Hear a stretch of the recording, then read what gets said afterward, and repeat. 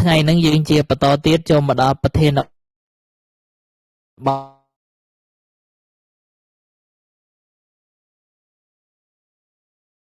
ថ្ងៃនេះសំខាន់មែនទែនសំខាន់ជាងសពមួយដងព្រោះជារឿងដែលអាចប៉ះពាល់ដល់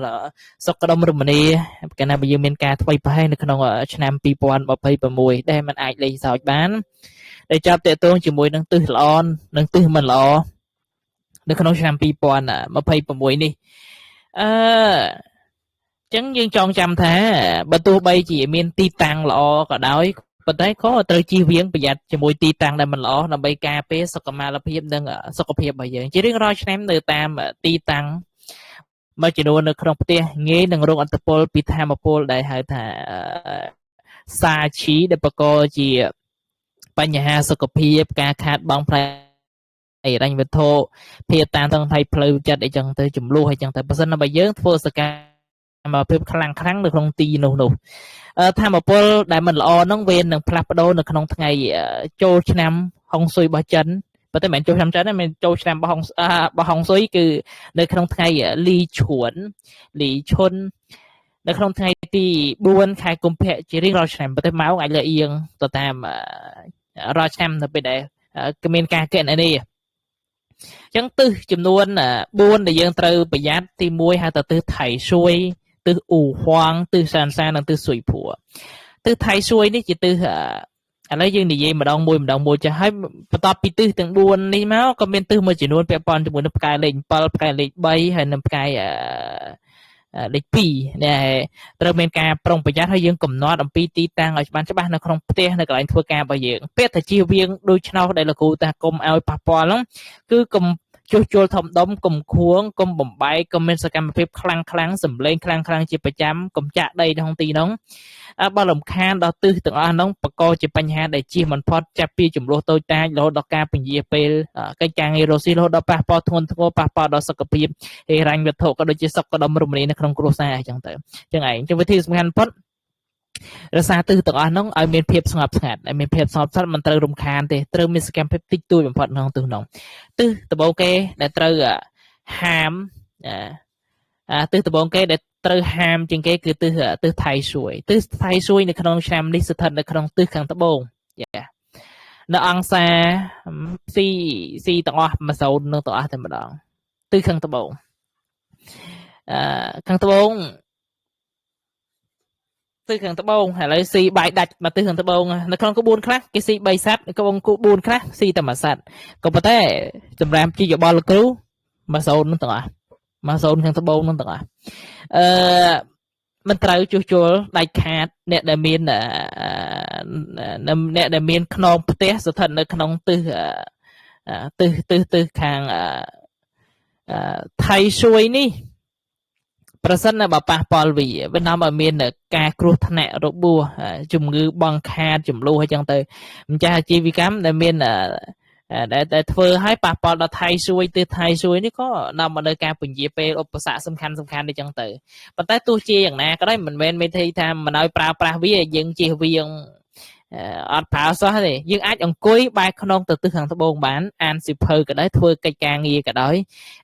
កាលណាប្រសិនបើយើងបែរទៅចំទិសមមីចំទិស180នេះចំយើងនឹងបានទទួលធម្មពលមួយគឺធម្មពលថៃស៊ុយប្រចាំឆ្នាំគឺធម្មពលនេះ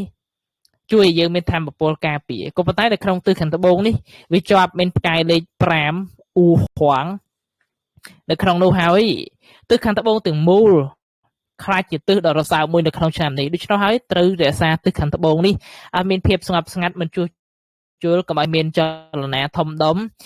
ហាមជួសជុលហាមខួងហាមគោះដំបំបែកនៅទិសខាងត្បូងទាំងមូលរក្សាទិសខាងត្បូងឲ្យមានភាពស្ងប់ស្ងាត់ស្អាតមិនរញ៉េរញ៉ៃប្រើប្រាស់ដែរប៉ុន្តែបានស្ងាត់យ៉ាងឯងអង្គុយបែរទិសទៅទិសខាងត្បូងបែរខ្នងទៅដើម្បីទទួលយកធម៌ពលល្អអំពីទេវតាថៃស៊ុយយ៉ាងឯងប៉ុន្តែកុំរំខានអីសោះប្រសិនបើយើងចង់រក្សានៅសុខដុមរមនានិងកាត់បន្ថយនៅឧបសគ្គដែលមិនចាំបាច់ពេញមួយឆ្នាំទិសបន្តទៀតគឺផ្កាយលេខ5ផ្កាយលេខ5ស្ថិតនៅទិសខាងត្បូងជាប់នេះគ្នាជាមួយនឹងថៃស៊ុយដូចគ្នាគឺលេខ5នេះផ្កាយលេខ5កណាបើប៉ះពាល់វាការជួសជុលការខួងការដំបំបែកសម្លេងខ្លាំងផ្ដាស់ប្ដូរគ្រឿងសង្ហារឹមធំអាចបង្កដល់ផ្ កាយអ៊ូហងផ្កាយលេខ5នេះបង្កនឹងការគ្រោះថ្នាក់ជំងឺខាតបង់ហិរញ្ញវត្ថុវិបត្តិផ្លូវចិត្តនិងឧបសគ្គធំវិធីកាត់បន្ថយលោកគ្រូបានទៅសេលើនេះហើយដោយសារទិសត្បូងឲ្យស្អាតអីដូចសមមួយដងមួយទៀតដាក់ទឹកអំបិលប៉ុន្តែរឿងពាក់ព័ន្ធមួយដាក់ទឹកអំបិលកាត់បន្ថយឬក៏ដាក់លោហៈធាតុលោកគ្រូនឹងបង្រៀននៅក្នុងពេលក្រោយទៀតដែលយើងអាចជួយតាមដានទាំងអស់គ្នាហើយរសារទិសខាងត្បូងមានភាពស្ងប់ស្ងាត់ក៏មានសកម្មភាពខ្លាំងអីចឹងណាព្រោះផ្កាយលេខ5នេះត្រួតស៊ីគ្នានៅកន្លែងនេះសំខាន់ប្រសិនបើផ្កាយលេខ5នេះបើមានទ្វារផ្ទះឬក៏បន្ទប់កេរនៅទិសខាងត្បូងត្រូវជៀសវាងចរិតខាតចឹងឯងត្រូវមានការប្រុងប្រយ័ត្នពេញមួយឆ្នាំបន្តមកទៀតទិសសានសានេះសាន3សាប្រយើងអាចប្រែជាទូទៅដូចអង់គ្លេស three killing វាសម្រាប់រឿង3យ៉ាងវានាំមកនៅរឿង3យ៉ាងទី1នេះគ្រោះបាត់បង់ហិរញ្ញវត្ថុត្រូវចោលលួចគ្រោះថ្នាក់របួសឧបសគ្គពញាពេលនិងបញ្ហាទាក់ទងមនុស្សរឿង3យ៉ាងប្រសិនបើប៉ះពាល់ជាមួយនឹងទិសសានសានេះធ្ងន់កខ្លាំងជាងគេខ្លាំងជាងថៃសួយទៀតប្រសិនបើប៉ះវាថៃសួយអាចប្រែជាល្អប្រសិនបើយើងប្រើវាត្រូវប៉ុន្តែសានសានេះតើប៉ះវាហើយចំណាយដែលមិននឹកស្មានដល់លុយចេះតែចាយអស់ជានិច្ចពាក់ព័ន្ធជាមួយនឹងការយល់ច្រឡំការក្បត់របួសគ្រោះថ្នាក់ជាយថាហេតុអញ្ចឹងទៅពាក់ព័ន្ធជាមួយនៅក្នុងទិសនេះវិធីសាស្ត្រនៅក្នុងការការពារដោយសមមួយដងអញ្ចឹងហាមជួសជុលខួងជីកដីអីទាំងអស់នៅក្នុងទិសខាងជើងកុំដាក់សម្លេងម៉ាស៊ីនខ្លាំងមានចលនាខ្លាំងជាអាចខានរក្សាទិសខាងជើងឲ្យមានភាពស្ងប់ស្ងាត់ហើយទិសខាងជើងនេះមានផ្កាយលេខ6នេះទិសខាងជើងនេះត្បិតតែវាជាទិសអូលោកគ្រូប៉ានេះមានអង្សាសោះខាងជើង0អង្សានេះមានផ្កាយលេខ6បើទោះបីជាផ្កាយលេខ6ជាផ្កាយល្អដែលនាំមកនូវសមត្ថភាពដោះស្រាយបញ្ហាជំនួយអាជីពការងារក៏ដោយក៏ប៉ុន្តែបើសិនបើយើងចង់បានឥទ្ធិពលផ្កាយលេខ6ទុករក្សាវាឲ្យស្ងៀមស្ងាត់រៀបចំឲ្យស្អាតឲ្យមានកុំឲ្យវាសុបទ្រពអីចឹងទៅអញ្ចឹងវាអាចនាំមកនៅបញ្ហាពាក់ព័ន្ធជាមួយនឹងបញ្ហានេះបន្តមកទៀតទិសស៊ុយភួរនេះជាទិសស្ថិតនៅក្នុងទិសខាងជើងដូចគ្នាអ្នកត្រួតគ្នាជាមួយនឹងសានសាអូខេស្ថិតត្រួតគ្នាជាមួយនឹងទិសសានសាយ៉ាស៊ុយភួរមានន័យថាឆ្លោះគ្នាជាមួយថៃសួយឆ្លោះគ្នាទៅគ្នាមួយថៃសួយទិសនេះក៏កាលណាបប៉ះជាមួយទិសខាងជើងនេះរសាទ្វេដងអកុសលទ្វេដងបើរំខានវាក៏នាំមកនៅការខាតបង់ហិរញ្ញវត្ថុឬក៏បញ្ហាលំហូរសាច់ប្រាក់ទំនាក់ទំនងមានបញ្ហាភ្លាមឧបសគ្គគ្រោះតូចគ្រោះធំដែលនឹកស្មានមកដល់អស់កម្លាំងផ្លូវចិត្តសម្ពាធជាប់គ្នារួមចំផ្នែកផ្លេដងអញ្ចឹងវិធីការពារកុំជួសជុលកុំដកកុំអីទាំងអស់នៅក្នុងទិសខាងជើងទាំងមូលនេះឯងកុំផ្លាស់ប្ដូរគ្រឿងសង្ហារិមធំបង្កឲ្យមានចលនាខ្លាំងរក្សាឲ្យល្អមានវិធីសាស្ត្រនៅក្នុងការកាត់បន្ថយបើមិនមានទ្វារផ្ទះឬបន្ទប់កេរនៅទិសខាងជើងមានវិធីសាស្ត្រប្រើទឹកអំបិលតែរឿងទឹកអំបិលក៏ដាក់ដើមឈើហ្នឹងលោកគួរនឹងនិយាយនៅពេលក្រោយទៀត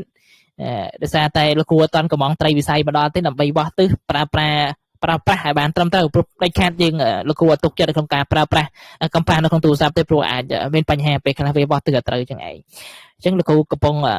រងចាំការមកដល់ដែរ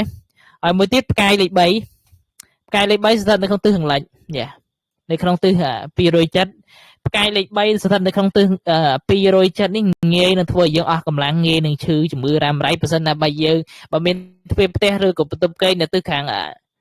លិចហើយយើងមានជំងឺប្រចាំកាយទៀតនៅក្នុងឆ្នាំក្រោយនេះត្រូវប្រយ័ត្នមែនទែនអាចត្រួតគ្នាតែម្ដងអ្នកដែលមានជំងឺប្រុងប្រយ័ត្នមែនទែនបើសិនជារើចេញពីទិសហ្នឹងក៏រើទៅបើសិនមានជំងឺយើងសុខភាពមិនសូវល្អវិធីសាស្ត្រការពារទិសខាងលិចទិសខាងលិចកុំឲ្យមានបញ្ហាគឺដូចសំមួយដងកុំប៉ះពាល់វារសារវាមានខ្យល់ចេញចូលល្អមានពន្លឺគ្រប់គ្រាន់ចេញចូល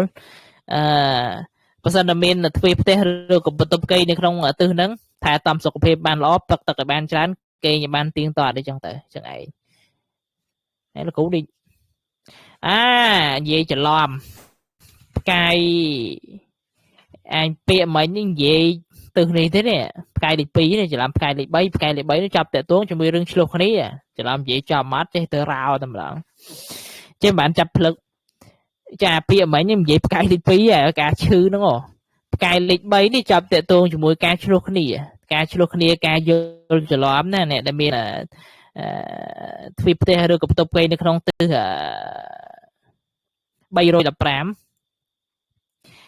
315 ទិសជើងជាងលិចយ៉ាទិសជើងជាងលិចនេះមួយសន្តារាសាស្ត្រមិនល្អក៏ប៉ុន្តែនៅទោះជាយ៉ាងណាត្រូវចាំ2ទិសឬក៏មួយទិសដែលសំខាន់ជាងគេគឺទិសខាងជើងហាមប៉ះពាល់ដាច់ខាតផ្កាយអីផ្សេងប៉ះទៅអាចរឿងរ៉ាវមិនល្មមប៉ុន្តែប៉ះទិសខាងជើងនោះអត់បានទេបើចង់សាក៏សាទៅចឹងឯងចឹង2ទិសនឹងវិធីបង្ការដូចគ្នាហើយពាក់ព័ន្ធជាមួយផ្កាអត្តពលផ្កាយលេខ3ស្ថិតនៅក្នុងទិសខាងលិចហ្នឹងចាប់តតងជាមួយនឹងទិសខាងលិចហ្នឹង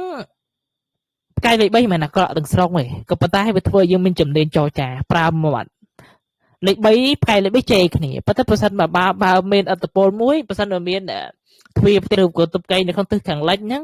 យើងឆ្នាំក្រោយអាចមានជំនាញនិយាយខុសធម្មតាដែរបើសិនបើប្រើអាជំនាញហ្នឹងឲ្យល្អក៏ល្អណែនិយាយបានច្រើនផ្កាយគ្នាបន្តមួយទៀតផ្កាយលេខ7ស្ថិតនៅក្នុងទិសត្បូងជាងលិចផ្កាយលេខ7នៅក្នុងទិសត្បូងជាងលិចផ្កាយនេះពាក់ព័ន្ធជាមួយនឹងការនិយាយឬគុណការលួចចាក់ពីក្រោយខ្នងក្បត់លួចប៉ះពាល់បញ្ហាផ្លូវបើសិនមកមានប្តីឬក៏មានប្រពន្ធធ្វើការងាររាជការត្រូវប្រយ័ត្នជាងគេគឺទិសត្បូងជាងលិចមានទ្វារផ្ទះឬក៏បន្ទប់គេងទិសត្បូងជាងលិចត្រូវប្រុងប្រយ័ត្នជៀសវាងជួសជុលដំរំខាននៅទិសត្បូងជាងលិចនេះឯសោះ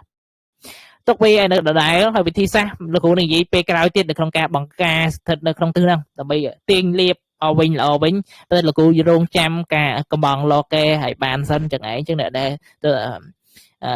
បានដាក់កំងលោកគ្រូនឹងកំងតាមចំនួនអ្នកដែលបានចុះឈ្មោះហើយមួយទៀតការអានតារាងរស័យប៉ាជាប្រចាំឆ្នាំនៅក្នុងឆ្នាំនេះលោកគ្រូអានបានលឿនអញ្ចឹងណាអ្នកដែលអនសពុនចិត្តឆ្នាំមុននេះអាចផ្ញើមកដោយសារតែឆ្នាំនេះលោកគ្រូអត់និយាយទេលោកគ្រូទៅសេជា PDF លោកគ្រូអាចទៅសេបានលឿនរាល់ឆ្នាំលោកគ្រូនិយាយជាសំឡេងពេលខ្លះលោកគ្រូគិតថារាល់ឆ្នាំលោកគ្រូគិតថាបើសិនបើអត់និយាយទេគេលោកយើងអានវាមិនយល់ទេណាប៉ុន្តែទៅសេនេះមួយយើងអាចទុកអង្គុយមើលក្នុងខែណាត្រូវប្រុងប្រយ័ត្នរឿងអីល្អចឹងឯងវិធីសាស្ត្រនេះល្អចឹងឯងចឹងមានវិធីសាស្ត្រមួយទៀតនេះនៅក្នុងទិសនេះនៅក្នុងទិសនេះ